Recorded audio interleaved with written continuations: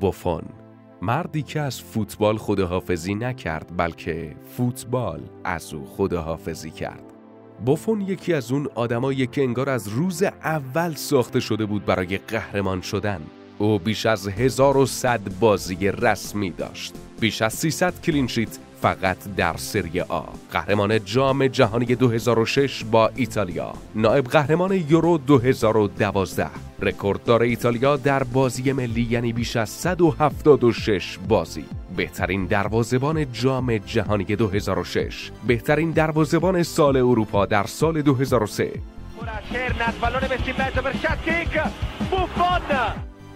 13 بار عنوان بهترین دروازه‌بان ایتالیا، بهترین بازیکن سال ایتالیای 2017 و 2021 و در آخر از سوی فیفا و IFFHS دروازه‌بان قرن نام گرفت.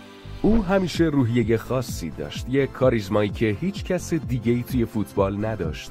جان لویجی بوفون متولد 28 ژانویه 1978 در شهر کارارای ایتالیا است. او در یک خانواده کاملا ورزشی به دنیا آمد. پدرش آدریانو قهرمان وزنه برداری بود. مادرش ماریا استلا هم قهرمان پرتاب دیسک بود و خواهرش ورا و گوئرا والیبالیست‌های حرفه‌ای بودند. همین باعث شد که از همون بچگی ورزش و رقابت توی خونش باشه. خودش بعدها گفت توی خونه ما اگر از ورزش حرف نمیزدی انگار ساکت بودی.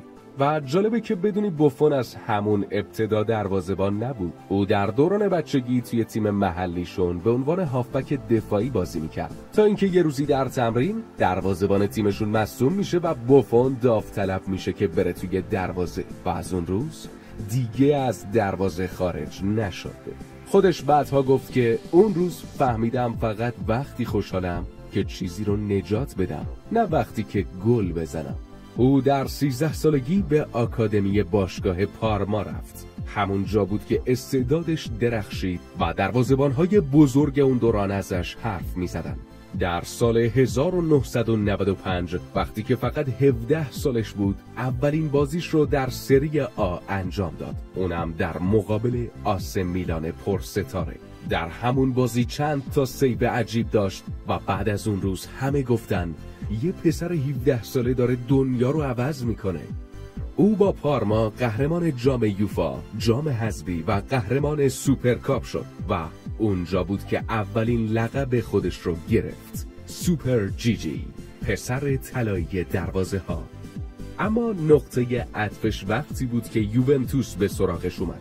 در سال 2001 یووه برای خرید او 52 میلیون یورو هزینه کرد.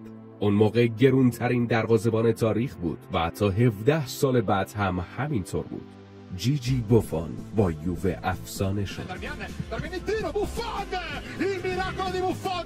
10 قهرمانی سری آ، 5 جام حذفی، 7 سوپرکاپ ایتالیا، 3 بار نایب قهرمان لیگ قهرمانان اروپا در سال 2003، 2015 و 2017 و بالاتر از همه قهرمان جام جهانی 2006 با تیم ملی ایتالیا. او توی اون تورنمنت فقط 2 تا گل خورد. یکیش از روی نقطه پنالتی و توسط زیدان در فینال بود. همه دنیا دیدن که دروازه‌بان چطور میتونه قهرمان یک ملت باشه. وقتی ایتالیا جام رو بالا برد، بوفون گریه میکرد. اون لحظه یکی از احساسی ترین صحنه‌های تاریخ فوتبال شد. حالا جالبه که بدونی بوفون فقط یک دروازه‌بان افسانه‌ای نبود، او یک تاجر باهوش هم بود. بوفون سالها با برندهای بزرگ همکاری داشت، از پوما گرفته تا پپسی و تگ هایر. حتی او دستکش مخصوص خودش با امضای بوفون نامبر 1 رو هم داره که در بین طرفداران جوان کلی خریدار داره. اما خب بیزینس او فقط توی تبلیغات خلاصه نشد. در سال 2012 یه حرکت جالب زد، وارد صنعت تغذیه و نوشیدنی های سالم شد. یک سرمایه‌گذاری سنگین در شرکت زوچی که روغن زیتون ارگانیک تولید میکنه. بعدش هم توی چند تا پروژه مربوط به مکمل‌های ورزشی سرمایه‌گذاری کرد. بوفون همیشه به زندگی بعد از فوتبالش هم فکر میکرد. او کلی ملک و ویلا توی تورین و توسکانی خرید. حتی توی فورت دیمارمی که یک منطقه لوکس در کنار دریای ایتالیا است، وارد ساخت هتل شد. همون موقعی که به PSG رفت هم یک خونه توی زوریخ خرید. با وجود سن بالا یعنی 40 سال او به پاریس سنت ژرمن رفت. اونجا قهرمان لیگ فرانسه شد. با وجود اینکه فقط یک فصل موند، اما هواداران PSG عاشقش شدن چون هنوز مثل یک جوون بازی میکرد. اما خب زندگی همیشه خوب پیش نمیره. در سال 2006 فوتبال ایتالیا با رسوایی بزرگ کالچوپولی لرزید. یوونتوس سقوط کرد به سری بی. ستاره ها یکی یکی فرار میکردن ولی بوفون موند. وقتی که از اون پرسیدن چرا موندی گفت من زمانی کنار این باشگاه جام گرفتم، حالا هم توی سختی‌ها کنارش میمونم. و اون وفاداریش باعث شد که در دل هوادارا برای همیشه بمونه. بوفون فقط یک دروازه‌بان نبود، او یک رهبر بود. توی رختکن یووه و تیم ملی همیشه صداش از همه بلندتر بود. وقتی تیم میباخت اولین کسی بود که بقیه رو جمع میکرد. میگفت یک دروازه‌بان همیشه باید مطمئن‌ترین آدم زمین باشه، حتی وقتی خودش میترسه.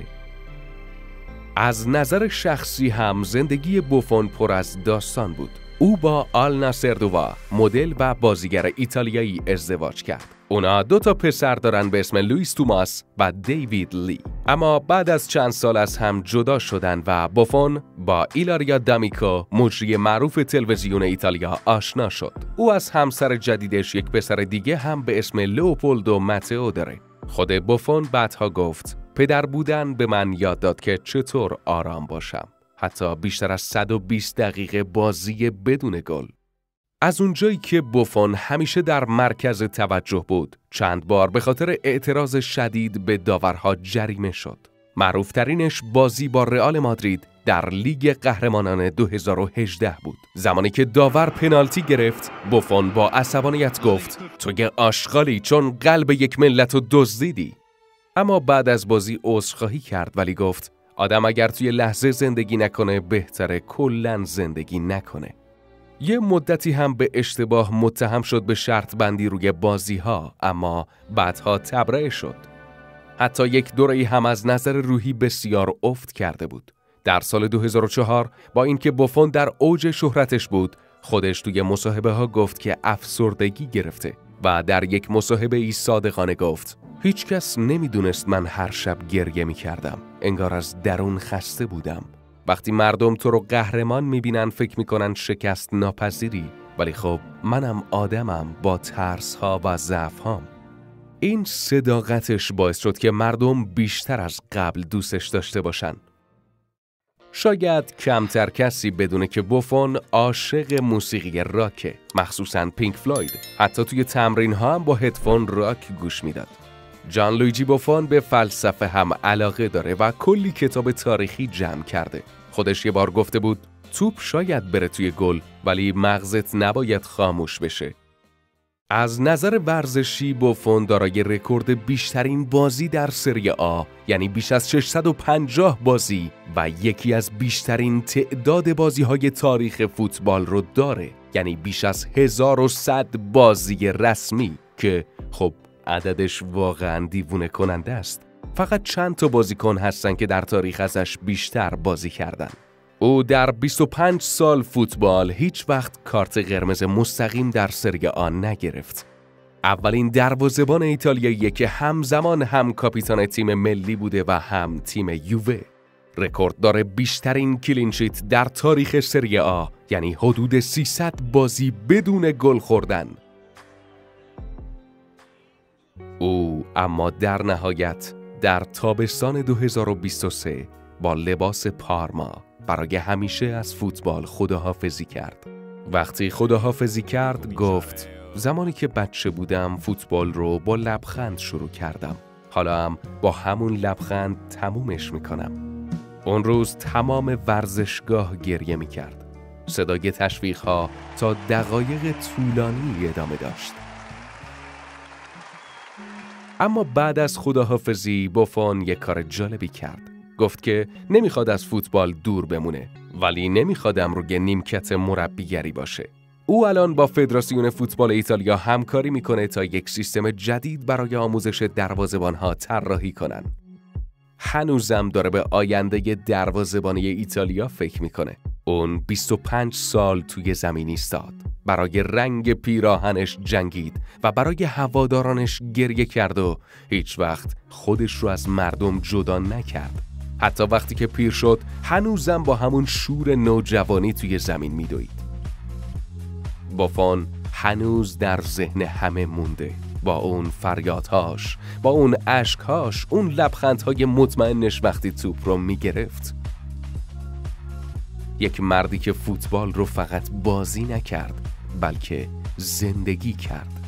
و شاید بهترین توصیف برای این شخص این باشه: بافون مردی که پیر شد ولی هرگز قدیمی نشد.